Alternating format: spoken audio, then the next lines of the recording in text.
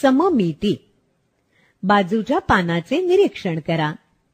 अशाच प्रकारचं झाडाचं पान घ्या, ज्याला अनेक शिरा आहेत. मधोमध एक उभी शीर आहे. त्या शिरेवर पानाला घडी घाला. आपल्याला काय दिसेल? पानाचा एक भाग दुसऱ्या भागावर तंतोतंत जुळतो. पानाच्या इतर शिरांवर वेगवेगळ्या प्रकारे घड्या घालून पहा. आपल्याला काय दिसेल? पानाचा एक भाग दुसऱ्या भागावर तंतोतंत जुळत नाही. आकृतीत दाखवल्याप्रमाणे एक त्रिकोणी कागद घ्या. उभ्या तुटक रेघेवर घडी घाला. त्रिकोणाकृती कागदाचा एक भाग दुसऱ्या भागावर तंतोतंत जुळतो का?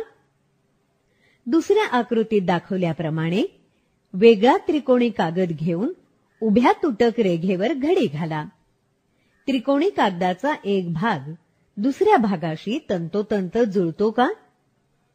एखाद्या रेषेनं आकृतीचे होणारे दोन भाग एकमेकांशी तंतोतंत जुळत असतील तर ती आकृती त्या रेषेच्या संदर्भात सममित आकृती असते, आणि जुळत नसतील तर ती आकृती त्या रेषेच्या संदर्भात सममित नसते. दिलेल्या तुटक रेषेशी सममित असलेल्या आणि सममित नसलेल्या आकृत्यांचं निरीक्षण करा. सममित आहे, सममित नाही, सममित आहे, सममित नाही, सममित नाही, सममित नाही, सममित आहे, सममित नाही, सममित आहे, सममित आहे, सममित नाही, सममित आहे, सममित नाही. खालील चित्र एखाद्या रेषेच्या संदर्भात सममित आहेत किंवा नाहीत ते ठरवा. सममित असल्यास चित्राखालील चौकटीत बरोबर अशी खूण करा आणि नसल्यास फुली अशी खूण करा. बरोबर, चूक, फुली, बरोबर, चूक, फुली, बरोबर, बरोबर. खालील प्रत्येक आकृती सममित आहे हे पाहण्यासाठी ज्या ठिकाणी घडी घालावी लागेल अशा ठिकाणी रेघ काढा.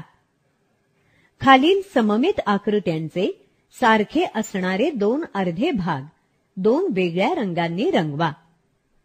एक चौरस आकाराचा कागद घ्या. या कागदाला वेगवेगळ्या प्रकारे घड्या घालून सममिती तपासा. बंदिस्त व खुल्या आकृत्या. बंदिस्त, खुले. काही बंदिस्त आकृत्या, काही खुल्या आकृत्या. विचार करा. क, अ, ब. दिलेल्या आकृतीला स्पर्श न करणाऱ्या रेषेनं अ आणि ब या बिंदूंना जोडता येईल का? त्याच प्रकारे ब आणि क या बिंदूंना जोडता येईल का? दुसरी आकृती प, फ, म. दिलेल्या आकृतीला स्पर्श न करणाऱ्या रेषेनं प आणि फ या बिंदूंना जोडता येईल का? त्याच पद्धतीनं प आणि म यांना जोडता येईल का? पुढे दिलेल्या आकृत्यांपैकी बंदिस्त आणि खुल्या आकृत्या ओळखा. खुली, बंदिस्त, खुली, बंदिस्त, खुली. शेजारील रांगोळ्यात बंदिस्त असलेल्या आणि नसलेल्या आकृत्यांचं निरीक्षण करा. रांगोळ्यात रंग भरा.